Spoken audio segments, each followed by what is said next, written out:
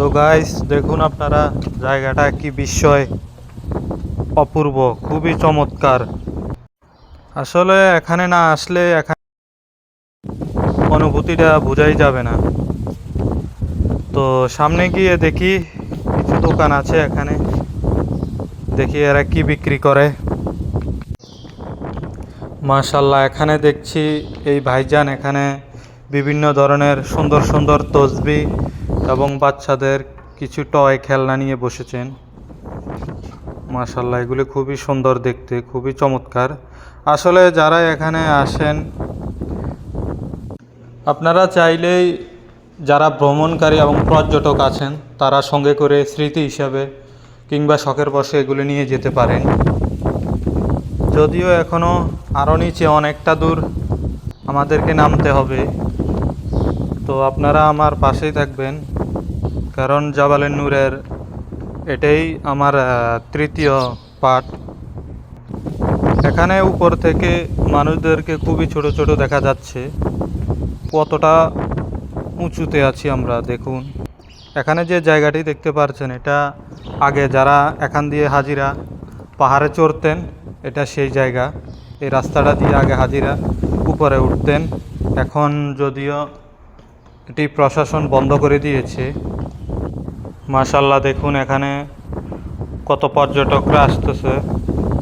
তো গাইস, আমরা এই পর্যন্ত চূড়ার এই পর্যন্ত এসে পৌঁছেছি। এখন আরও অনেক দূর নিচে যাওয়া বাকি। দেখুন কতটা উপরে আমরা গিয়েছিলাম, এখন আরও অনেক দূর নিচে যাওয়া বাকি। এখন বিকেল করে আসরের নামাজের সময় হয়ে গেছে। তো যতই বেলা বাড়ছে এখানে পর্যটক এবং দর্শনার্থীদের আনাগোনা বাড়ছে।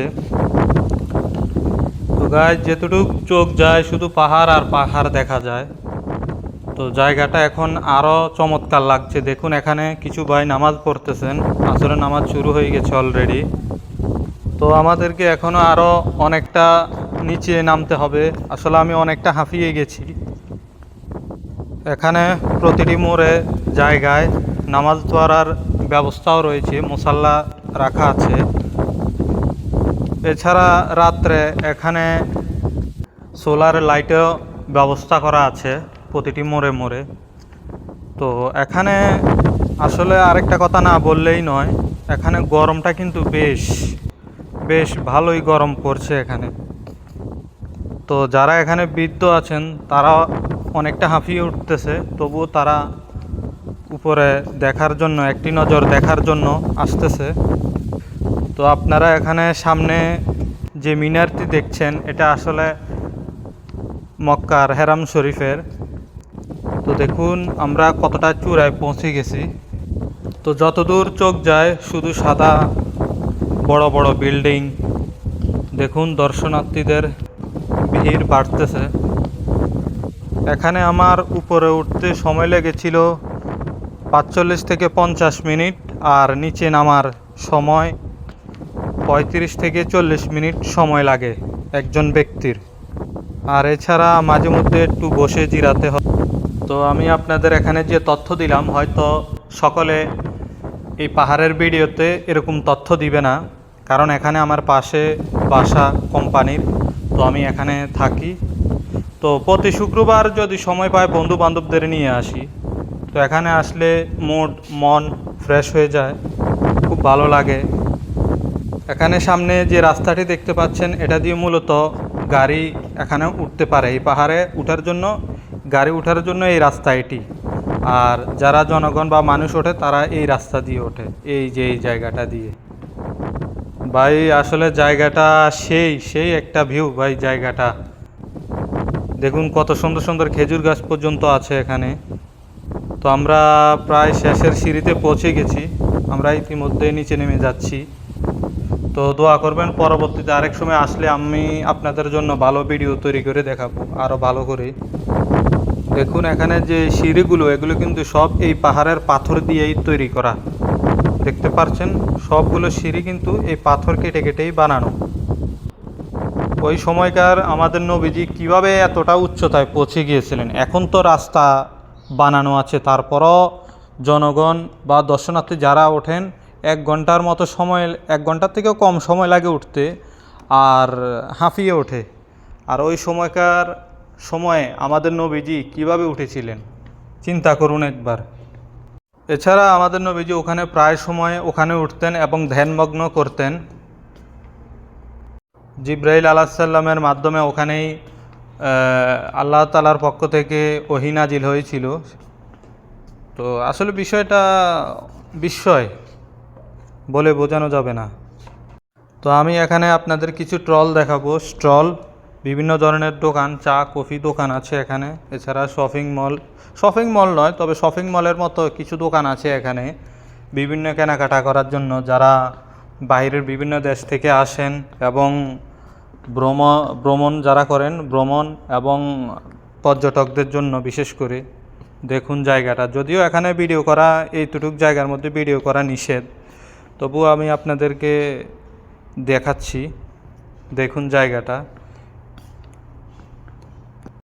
এই এরিয়াটাও মোটামুটি যথেষ্ট বড়। এখানে পার্কিংয়ের ব্যবস্থা আছে, খাওয়ার ব্যবস্থা আছে, এবং কি এখানে আড্ডা দেওয়ার জায়গাও আছে। ট্যুরিস্টের জন্য যথেষ্ট সুন্দর জায়গা এটা। তো গাইস, আমরা এখন সামনে গিয়ে যাচ্ছি, আমরা এখন বাহির হয়ে যাব। দেখুন এখানে একটা মল আছে, শপিং মল। এগুলো কিন্তু খুব দামি দামি বন্ধুরা, এগুলো কিন্তু অনেক দামি জামাগুলো এখানকার, বিশেষ করে যারা এখানে সৌদি শেখ আছেন তাদের জন্য এগুলো কিনলে ঠিক আছে। আমরা যারা প্রবাসীরা আছি তাদের জন্য তো এগুলো পারা যাবেই না। তো আমরা এখন বাহিরের দিকে চলে যাচ্ছি, আমরা গেটের কাছে পৌঁছে গেছি। চারিদিকে কতটা পরিষ্কার দেখুন, কতটা পরিষ্কার নিবিড়, কতটা সুন্দর জায়গা দেখুন। নানা রকম বিভিন্ন ধরনের মানুষ বিভিন্ন দেশ থেকে এখানে আসেন। এখানে দিনের তুলনায় রাতের বেলা আরও জাঁকজমক লাগে যখন বিভিন্ন কালারের বাতিগুলো জ্বালানো হয়।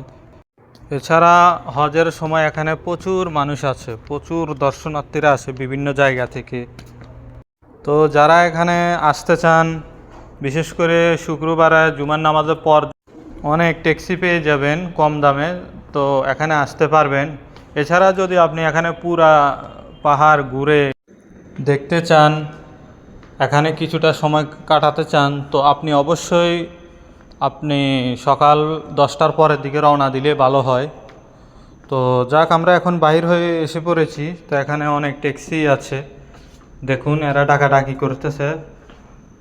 তো যেহেতু এখানে আমাদের কোম্পানির বাসা এখানে পাশেই আছে, তো আমরা ট্যাক্সি নেওয়ার দরকার নেই আপাতত। তো এখন ব্যাক করতেছি বাসায়। এছাড়া এখানকার রাস্তাঘাট দেখুন কতটা শৃঙ্খল এবং পরিষ্কার, কত সুন্দর পরিষ্কার। এছাড়া রাস্তা একবারে লেভেল করা আছে। আমাদের দেশে তো রাস্তা একটু উঁচা নিচে আছে, তো এখানে এছাড়া রাস্তাঘাট কিন্তু যথেষ্ট পরিষ্কার, কোনো উঁচা নিচা নেই। তো এই গলিটা দিয়ে আপনারা মূলত ভিতরে ঢুকবেন। তো এটা হলো মেন রোডের সাথে, আমি আপনাদেরকে দেখিয়ে দিচ্ছি। তো এই জায়গাটি দিয়ে মূলত আপনারা এদিকে ঢুকবেন। তো আজ এ পর্যন্তই, সকলে ভালো থাকবেন, খোদা হাফেজ।